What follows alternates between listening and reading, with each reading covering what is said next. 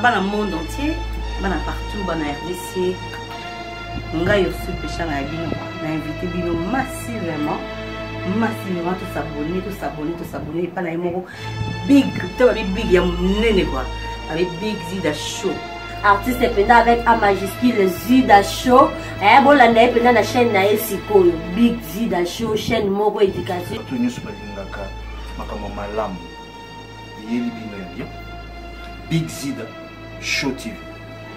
Abonnez-vous massivement. Brother, sister, you know, yanko, uncle, auntie, grandmother, you know. Just make sure for that. Make sure. Make a pen for that. I think this one is the nice and very good chance for you. Baby, big, y'a nene. Je suis pas professionnel. Awa, la Big Zida Show TV. Désormais, il y a du bel à quoi. Big Zida Show TV. Et même bino bato yubulingaka. Batu nyoso tala. Awa, boku kamata nyoso. O bulingaka, ba baby. O bulingaka, ba peshanga. O bulingaka, Patrice Mubiai.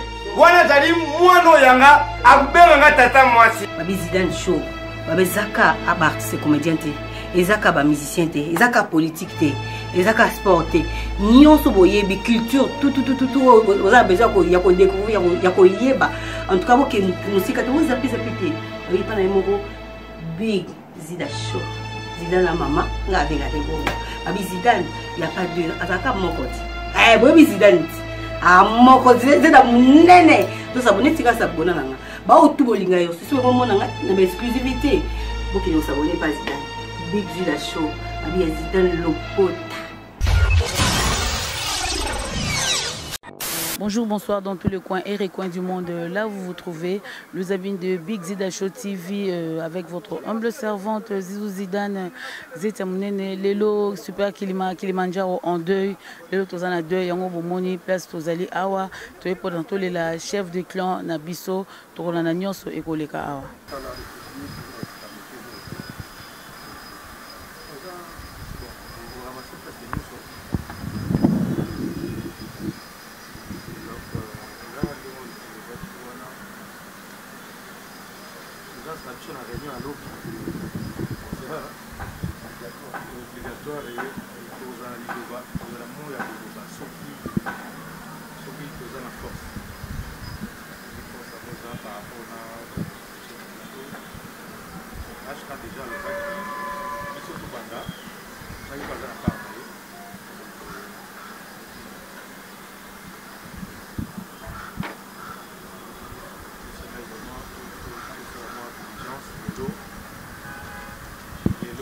lobby avoir réunion on a ce projet à dire et ça la bien et on peut ça courage et vous proposer un programme pour dire roya on peut ça ordre matin à battre le l'eau ça pour on peut l'eau à ça là bah mais ça on va vendredi c'est parce que par exemple la profiter si la cimetière on a on va vous proposer à baoumbu on a c'est parce que les après c'est gratuit. Après vendredi, là c'est nous. Et pour la conforter la position, la vie sur déjà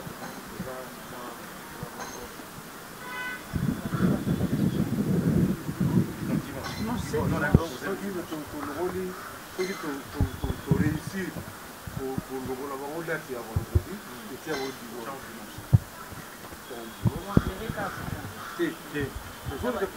les autres gâteaux négociés, c'est pour le chemin de paradis.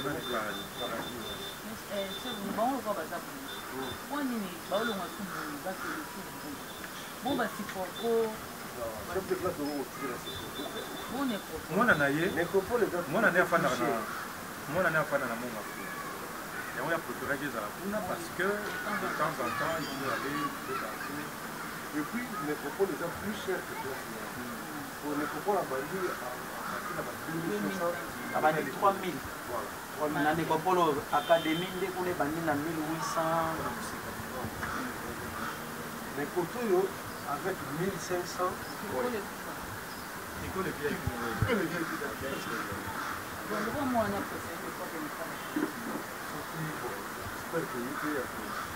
Ça fait la reconnaissance dans la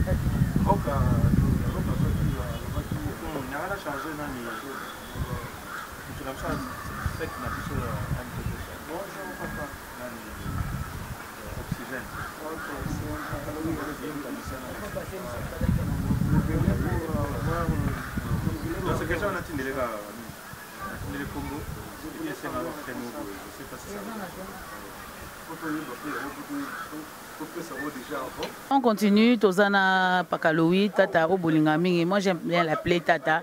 Un mot pour le chef de clan Koufi Atiki Bisso. Un souvenir nini au garder pour le chef de clan. Toujours garder un souvenir tellement ébélé, il y a papa. J'aimerais que tout ce qu'il y a dans le contexte, on a papa. Parce que c'est ébélé, mais tout le ballon dans le contexte, c'est le papa. Il y a des caprices, il y a des succès, il y a des bandeli. Mais à réussir à asseoir moi carrière nabiso.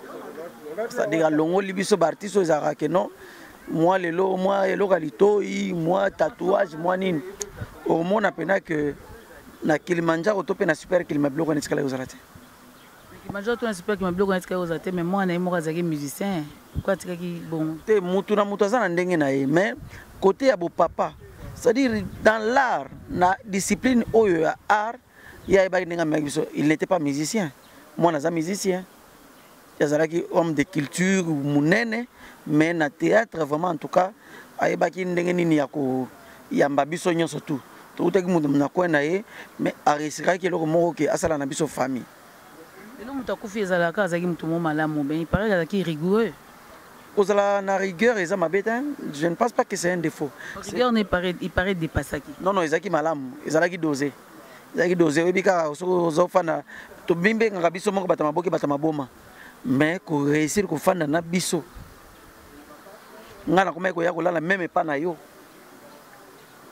ce n'est pas parce que tu as un mal, mais nous avons pas de konanga. Ce problème est à l'ibota, zali, na bali, na maboko, na bino. Alors, il y a un chef de clan qui papa n'a pas besoin surtout. Donc, tant que nous avons commis moi les cambo, ou commis pièce nayo, tout bando ya n'angoni. Il y a pas chef de clan. Tala chef de clan zandengeni. Te boy na boy. Ozana ermo siliki aluke na mupanzi yaka. Moi les camono sala ko zaki malamute. Olendo sala ngo boyete. Olendo sala ngo boye. Olendo sala ngo boye. O te na lingi sa sikoyo tango zo kende wana oza suna kanda ozaki nango te. Rester dans la mise en scène. Donc on garde le bon côté. Il y a Ebele Otozwaki. Moutouazanga a des fautes certes, mais dans Moussala c'était quelqu'un qui savait Mamouni au Sala. Mon génération à Sika, tous la mingi na difficulté à kundi mabatu. Mais hier talaki ba titre na été. Atalaki te o yazali. Namboka oyo, mais il s'est humilié à cause de biso à l'acception de la moko boy.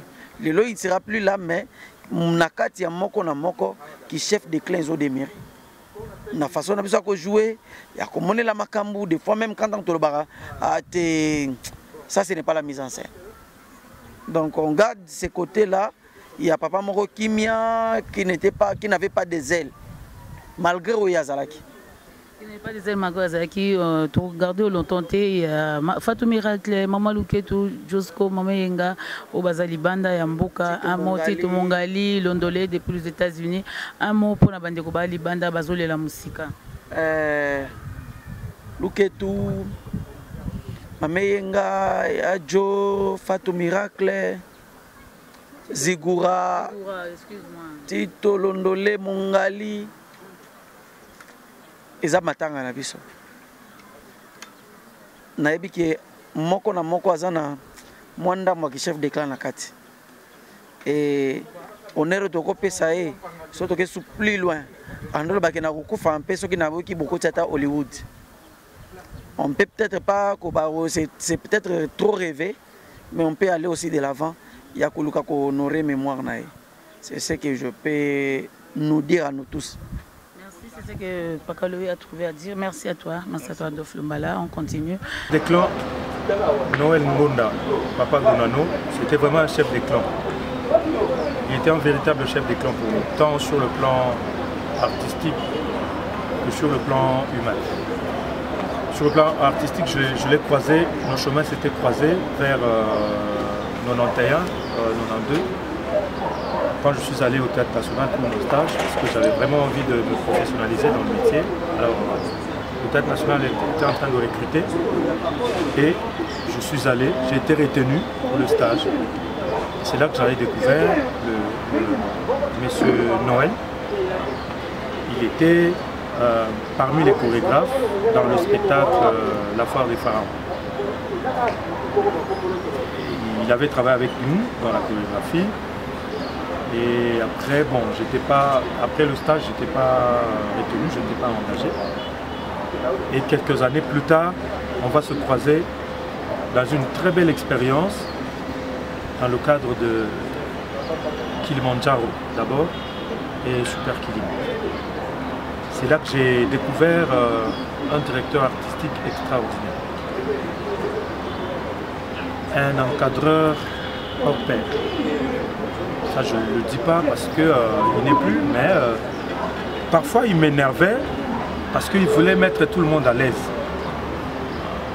Il voulait tellement mettre tout le monde à l'aise que ça frisait un peu la complaisance. Pour nous, les professionnels.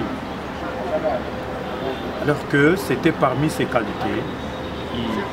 Il voulait que tout le monde atteigne un certain niveau. Il voulait que tout le monde puisse s'exprimer dans le cadre de ce travail qui nous réunissait au sein de Super Kilima, qui était produit par Hermène Kaba, avec qui d'ailleurs ils ont gardé des très bonnes relations jusqu'au dernier jour. Chef des clans, il était toujours souriant.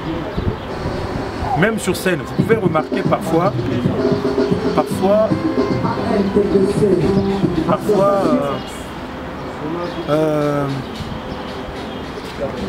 il lui arrivait de jouer. Si peut-être on avait besoin d'un acteur, et que bon, au lieu de recourir à d'autres personnes, deux fois, il jouait en tant que comédien. Et vous allez remarquer même quand il jouait, il était toujours souriant. Parce qu'il est comme ça. C'était vraiment rare que des clans puissent s'énerver. C'était vraiment très très très rare. Il supportait les caprices des artistes parce que vous voyez, Super Kilima, Kilimandjaro, c'était une école de formation des stars. Mais lui, il supportait toutes ces caprices-là, que ce soit Visa, qui s'amenait toujours en retard, ou d'autres comédiens qui étaient un peu indisciplinés. Mais lui, il était là, il était patient, il avait un grand cœur, comme un véritable père de famille.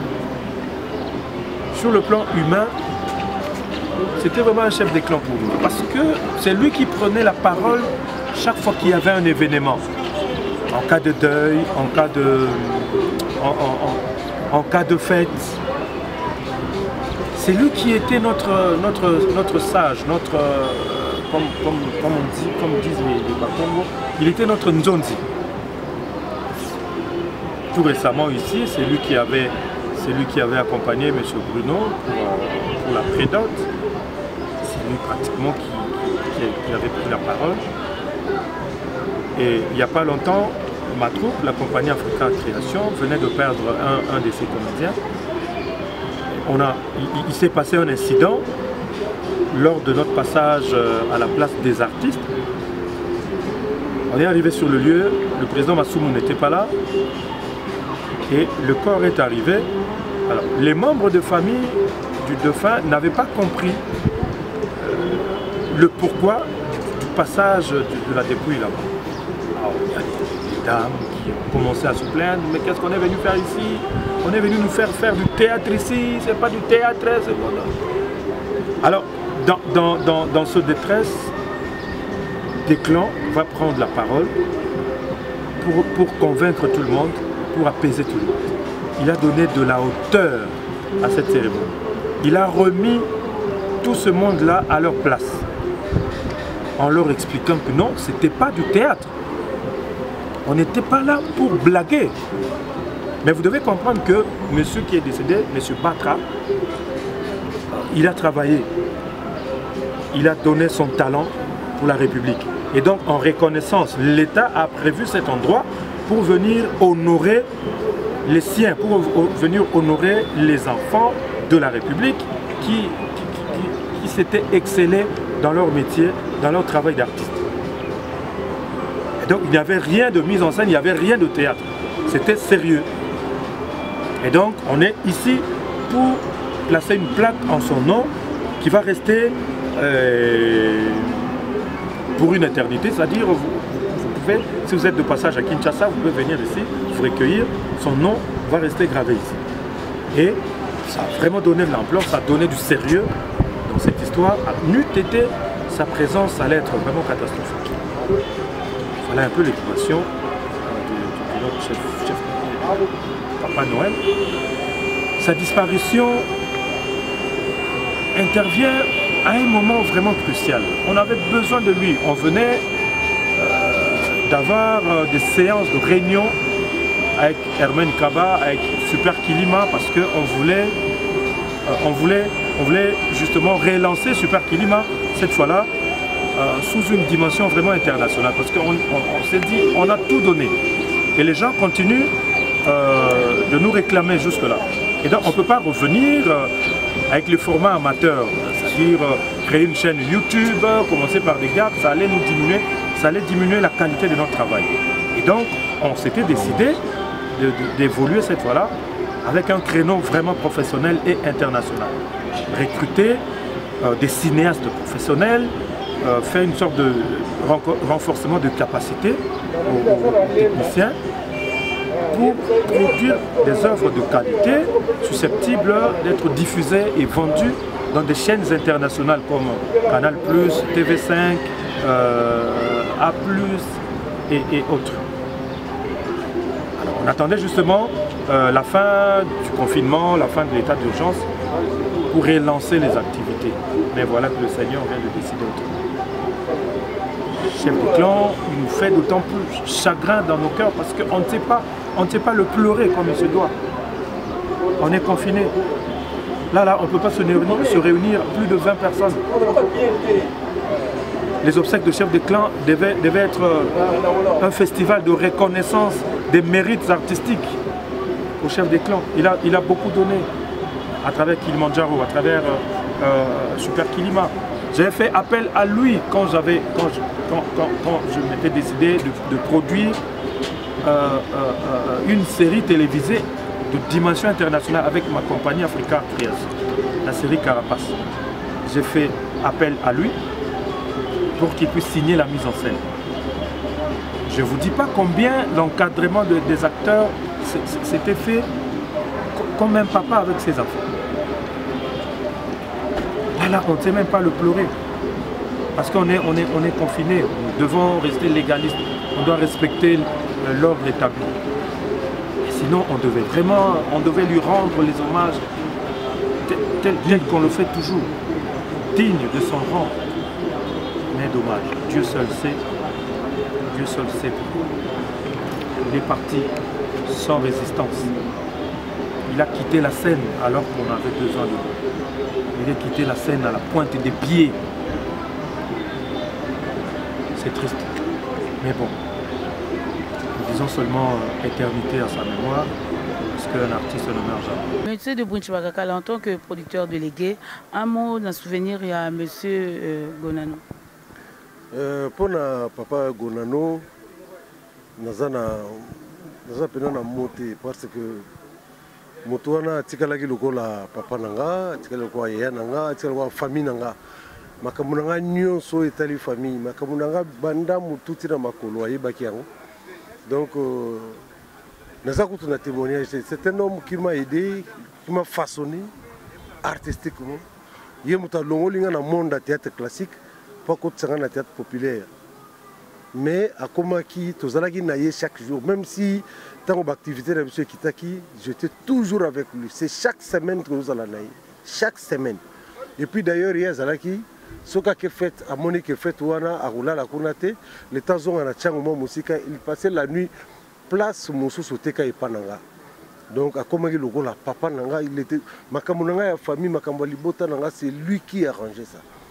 Donc pour un chef de clan naza pena na ba témoignage son bandi ba témoignage to komati lobby il qui est belé naza vraiment émotionné ils ont salanga pas si mingi donc nazo baté pourquoi chef de clan sali biso boyi to komisaka nzambe yemdo tapesa ka yepe mutu a botolaka espérons que repesa biso chef de clan mususu mais mutu wana tikali irremplaçable pour nanga naza na beaucoup de peine nazo ka kolobela makamune mingi te.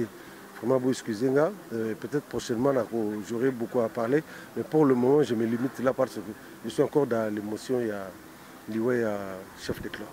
Merci chef Bruno, il préfère se limiter là parce qu'il est dans un émotion. On avance vers Kofi, hein. On va vers Kofi là. Vers Kofi, nos condoléances. Merci beaucoup et à vous autant. Vers Kofi, qui a besoin d'organisation. Nous avons une commission où ils ont une famille. Vous trouvez une solution, vous trouvez pas jour, vous trouvez pas le chef de clan. Bon, on était déjà dans la famille le samedi passé. Le samedi, aujourd'hui nous sommes le samedi 6. On était déjà là. Et là, demain mardi, on sera encore là-bas et tout le temps dans la famille pour en rediscuter. Quelles sont les décisions prises et à la Nabiso, Super Kilima, etc. Et au niveau de la famille. Bon, là, je crois, si tout va bien, l'enterrement peut avoir lieu le dimanche. Le dimanche, l'enterrement. Nous sommes le lundi, le dimanche, on enterre notre icône, notre Obaoba Ngonda, on l'enterre le dimanche. Venir nous garder pour le chef de clan. Ah, souvenir à Mounene, nous regardé, vous savez, le chef de clan, c'est quelqu'un qui n'énervait jamais le comédien, les artistes. Ceux qui besoin d'un tournage, ceux qui besoin de répéter, tout besoin de préparer un spectacle. Chef de clan, oui, mettez en scène sous psychologiquement, ceux qui ont préparé, il peut énerver les comédiens. Même à la veille, il y a production, même dans le moment de tournage. Mais le chef de clan, c'est que moi j'ai retenu, il n'énervait jamais, alors jamais les comédiens. Ceux qui a sentir que aux Okokoma et Sikaya Lingi au Komate, il va t'appeler Pembeni et à Kolobanayo ti Kolobawana, c'est-à-dire Agobanda ko inciter ko pousser yo au sala oyo ya Lingi. Donc c'est côté encadrement, c'était un encadreur vraiment on a perdu quelqu'un qui savait encadrer les artistes. Merci Papa Kofi. Merci. Condoléances. Merci Maman Zidane. Est-ce que vous pouvez faire témoignage de Papa Ngonda les lois qui a tiki biso au Kansaye na nini au ko expliquer bande konde ni ovandaki na. Merci mingi bande ko bozolanda ngai na monde entier. Papa Noël Gonda au début na kombo chef de clan. Et pas na ngata cher. Bomona ngaka na makamba baptiste. Na lata ba posa banyama, bana nga bazobi na balé, bomona. Na deya mindondo, na deya mundueri. Bazobi na babalé, mais boye ba source de provenance te. Ti le longa na koma muta balé, eza pona Papa Noël. Papa Noël ndem talaki sanga ba norme ya balé. Ke balé fo betaka culture boza mu Congo fo zo musaka popo kenda ka boye. Apesanga mayele e koma ko lisa famille na ngai, e koma ko bokola bana na ngai. Azalaki moko kati na ngai. Vraiment, na bande ko bengela ko la icône. Azalaki conseiller na ngai Papa Noël. Na nchangu to benga ki notable. Ya nchangu notable artistique. Place mabezali ya bande ko bongisa. Tozalaki na day ya président bodo boye bien motanga ko fela ki artiste na ye. toliaki na ye longo tomelaki na ye longo papa alobai na ngaki fumuzia na yo linga suka na ndako te me mokolo koleka oyoki nga na kufi mokolo kosutuka nde yango wana lelo mpe papa abengami ebembe vraiment pasi mingi na motema mama mais eza biblique na mokili tozanga bafeti misato feti ya liboso ezali ya kobotama feti ya mibale ezali ya libala feti ya misato ezali ya bokabwani mpe ya pasi oyo tosili koperde lelo papa na biso papa Noël oyo toyebaki chef de clan. Amen, merci vraiment. Tout le monde est comme sous azali awa, tout continuer. Là on est chez Rock Bodo, hein. Donc tout ça on matanga super climat, tout ça on pas ya Bokabela. Ndeko ko se présenter. Kombo nangai papa ma pouvoir ndiye Meliso Congo. Ma pouvoir de Meliso Congo. Ko ça biso na chef de clan besoin qui tient à travailler ata ici Cameroun. Bon, na chef de clan na zo qui tient penza à travailler na yete, mais na 8 ans ya kovanda na ye district moko pe commune moko. Moi conseil na ye na zwaka yango nazo yeba jour musuna bando ke ne pas pape au président Ewawa tokutana na ye na biye la kaka na commune ya Kimbanseke aloba na nga vraiment mamingi melo ka o nga na kanga pa na ye aloba na ngai leki mwana musala oyo po okoma ndenge biso tokomi premièrement foza na komi kitisa et puis ndenge tokabwana kinaye kokende na nga na nzela iloko ane bandaye ko travailler nga nzela komi kitisa c'est que avant na mi kitana nous fona banana nous na ba parents ba botinga ba mama ya quartier et puis ba vie oto yoko kutana musala oyo donc doyen nyonso mutu nyonso bandi musalo liboso fona respecter donc za souvenir o etikalinga na motema.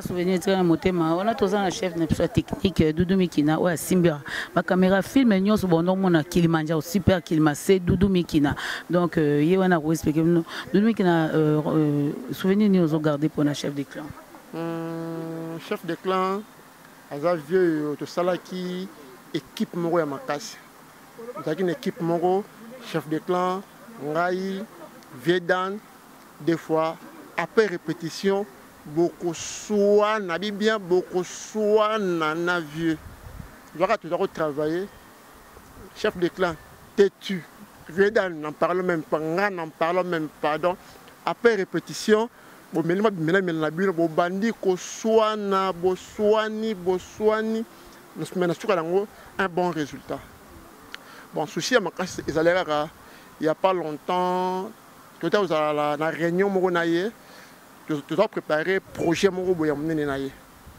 bon makamba confinement ndenge yaki vraiment tout ça qui ma pose na suka nzambe moko ajuye donc hein auto lo baraka ninga lo beate molimo na ye pe ma na kimia yango mon juste na préparer même un tout petit documentaire na pe ça bino nyonso na ba chaîne botala à part documentaire wana pe na ça la clip je crois na clip wana ba Zidane bazoyemba bambudi donc okende studio to sali yango donc nga na loba plus na rolele plus na ba image que na maloba yazam ta image donc rolele plus na ba image que na maloba vous allez voir des clips hein dans le studio OE à préparer donc ça vraiment babenga mo banani ba régisseur banani non réalisateur donc azar réalisateur yim ta réalisaka ta bon ba chef dan ba zoom mikina ta bon mona ba image bon donc mona super Kilimanjaro donc bango mutu ba simba ki yango clip wana bo mona yim ta osala ngo plus studio wana ye mutu azali ba travailler na ba ingénieur na studio pour te toper sabino elo comme alamu en hommage ya chef de clan na biso papa Noël Ngonda azali souté obiso to bandako tout mola na kombo ya Gonano là carrément je vois Mireille Mboudi qui vient d'arriver je suis avec Mireille Mboudi Mireille condoléances Mireille. Merci beaucoup merci maman Zidane un souvenir pour na mère pour na papa na Noël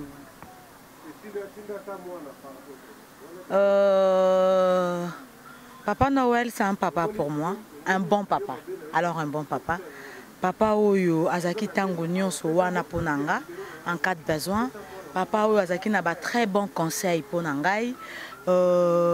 Papa Oyo mutu aliboso me manga na kendo kotala maman Nzita. Je savais même pas que maman Nzita c'est à Kotandaku.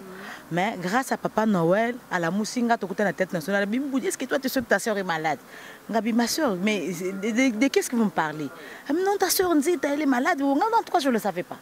ye mutu akamatanga wana mbudi tu dois aller rendre visite à ta sœur amemanga tikuna totali mama nzita tozongi ainsi de suite donc mutu oyo alamusaka nga milimo ntango nyonso esinga mbudi. Est-ce que tu sais que moi je suis d'une famille de chefs coutumiers ici à Kinshasa? Abi, si ta sœur Nzita n'avait pas acheté une parcelle là, les lots dépassent. Donc papa Noël Mutalamusenga me dit Mboudi achète-toi un terrain à Kinshasa. Quel que soit le milieu, quel que soit l'endroit, tu dois avoir un petit terrain OK pour chez moi bikok na yo parce que l'obito yebiti. Et puis l'artiste bazo bo tamaloko mbula na Kinshasa okoza na idete. Do sukaka bolobi baniati yo. Do ba match bazando binene mwozwa ezati. Soko mizula ki mama bele na hotel chuma bikok na yo au souffrir. Donc pour vous dire tout simplement que aza papa moko vraiment malamu koleka papa Noël azaki na papa pona ngai. Kozwa sangwa liwa na ye na bamba téléphone na mabele. Parce que la mona ki on a téléphone, je crois eza Mbuta Brino, Mbuta Pibliaki, tant na moni publication téléphone ekoya ngai. Plus nzaki ba singa di kamunini. Ngabité, publication na moni awa. Parce qu'il y a qui bien dernièrement a qui bien mon gars kuta c'est kuta data kitoko la costume là ça qui bien là azo c'est capito c'est qui a betinga kuta du solo moko en tout cas et ça qui bien mais lokola likola liwa tozala kana eloka kolobate tokolobaka kanzamba zo lokumu parce que ye muta pesaka ye mutazwaka apesaka biso papa Noël papa Gonano chef de clan le loyo azubiso ye tokolobaka ka la gloire ezongela ye meilleur mokonzi na biso po eloka kolobana liwa en tout cas tozala kana ngote tokolobate ke nzambe pona nini kaka papa Noël pona nini kaka biso tokoloba ngote poso tolobi bongo tokoloba olinga kinani. Donc, le coup mon kembo zongela na nzambe to la papa Noël parce qu'il y a papa abiso to uti na réunion pour na préparer kaka ba obsèque na ye ezaladine parce que c'était un grand déjà na monde na biso un grand metteur en scène un grand na makamba ballet na makamba danse azaki makas parce que il a fini par être directeur donc a fait na carte de directeur na théâtre national na ballet national pardon donc azaki mutu munene mutamuki était donc tolelaye et l'autre bakaka molimo papa Noël et puis mana na kimia. Voilà molimo papa Noël et puis na kimia on continue. Là on est en deuil, on continue bientôt. C'est ma Jérémy Montana. On était là chez Rock Bodo. Si vous avez aimé cette partie, dites merci à Jérémy Montana parce que nous ba image oyo toza chez Rock Bokabela Bodo. Tozo continuer. Tozo kende studio, to ne kotala, to ne kosala nzembo. Tu bandé négoleka tout ça clip extrêmement ya clip après to que dans studio to on weba qu'est-ce qui se passe tout ça donc voilà on continue là tout ça 42 chez Rock